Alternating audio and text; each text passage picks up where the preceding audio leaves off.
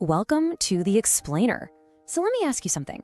How does a total stranger, all alone in a huge city, find not just a job, but a real community, a family? Well, today we're getting into an amazing story that's all about how a shared belief can just poof, make those walls we all put up between us just disappear. All right, let's jump right in. Just try to imagine this for a second. You've got a guy, Paul, stepping onto the docks in Corinth. He is completely on his own. And Corinth, it's this huge, chaotic port city. He doesn't know a soul. Now, his mind is on his big mission, for sure. But first things first, he's got some really basic needs to take care of. Yeah, before he can even think about preaching, Paul's got to figure out how to survive. We're talking work, food, a place to sleep, the basics, right? But he has a skill, a trade. He's a tent maker. And in a place buzzing with travelers and merchants like Corinth, that's a pretty handy skill to have. So what does he do? Exactly what you'd expect. He hits the streets and starts asking the local merchants, hey, who are the best tent makers around here? And you know what? Two names keep coming up again and again. This couple, Priscilla and Aquila. And this is where it gets really interesting. One of the local merchants starts telling him about this couple. And listen to what he says. He's like, oh yeah, they do great work. But then he adds this other little piece of info. He mentions their faith. And that one little detail, it ends up being everything. Literally the most important thing Paul could have heard right then. So, right here, this is the turning point. What started as just a hunt for a job, it's about to become something so much more. Paul isn't just about to find work, he's about to find his people, all thanks to that one shared connection. Look at this. Paul doesn't just say, hi, how are you? His greeting is packed with meaning. It's a direct signal of his faith. In Priscilla, the reaction, it's instant. There's no awkwardness, no feeling each other out. It's just, boom, instant recognition. They go from being total strangers to being family in a single sentence. And this verse right here, it just nails the whole point of this story. It's not just some random quote, it is the key. That phrase, brought near, well, that's literally what we just saw happen. You have three people who were worlds apart a minute ago, and now they're connected by this incredible bond that just erases all that distance. This is the big idea we're going to see over and over again. Okay, so Paul, Priscilla, and Aquila, they settle into this really nice routine. They're making tents all week, and then in the evenings, they're studying together. It's great, but when Paul tries to share his message more publicly at the local synagogue, well, let's just say he hits a major roadblock. You see, he goes there on the Sabbath, ready to teach, but the moment he starts talking about Jesus, it just explodes into these fierce arguments. It gets nasty, fast.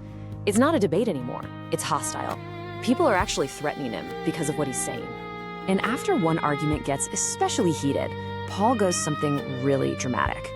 He basically shakes the dust off his clothes. It's this symbolic gesture, and he gives them this really intense warning.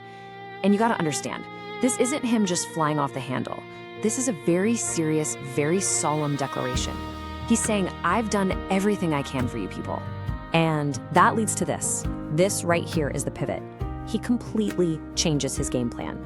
He makes this radical decision. If the people he thought were his audience won't listen, fine. He's gonna take his message to the Gentiles, the non-Jews, the very people who up until then had always been on the outside. So let's see what happens next, because that rejection, it actually becomes the catalyst for building a totally new, totally different kind of community. This isn't about failure at all. No, this is about a brand new start. And the results? Whoa. They are immediate and they are powerful. First, he literally moves his base of operations right next door to the house of a Gentile. And then, you're not going to believe this twist, Crispus, the leader of the synagogue that just kicked him out, he and his entire family end up believing and getting baptized. It's like the floodgates just burst open, and this brand new, mixed community of Jews and Gentiles starts to take shape. Paul ends up staying in Corinth for 18 months, a whole year and a half, just building up this new, inclusive group. And when it's finally time for him to move on to Ephesus, his good friends, Priscilla and Aquila, they go with him. But the story doesn't stop there. The ripple effect just keeps going. They meet another believer, Apollos, and they teach him, they build him up, and he continues the work. This mission of breaking down walls just keeps on spreading. Okay, so we've walked through this whole incredible story. But what does it all mean for us today? What's the big takeaway from Paul's adventure in Corinth? Well, the whole thing really boils down to this one powerful idea: acceptance. Think about it. Paul received it from Priscilla and Aquila when he had nothing, and then he turned right around and offered it to the Gentiles. The message is pretty clear, right? This isn't a faith about putting up walls and keeping people out. It's all about tearing them down, about actively, intentionally welcoming other people in. And this story kind of forces us to get real with ourselves, doesn't it? I mean, who hasn't felt left out at some point? That feeling of being on the outside looking in. If you can remember that feeling, that little sting of being excluded, that's the key. That's what helps you understand just how powerful and important it is to include others. So let's leave it with this final thought. It's a really powerful question that brings this whole thing right back to our own lives. If Jesus lived on your street, who would he be hanging out with? Who would he be making friends with?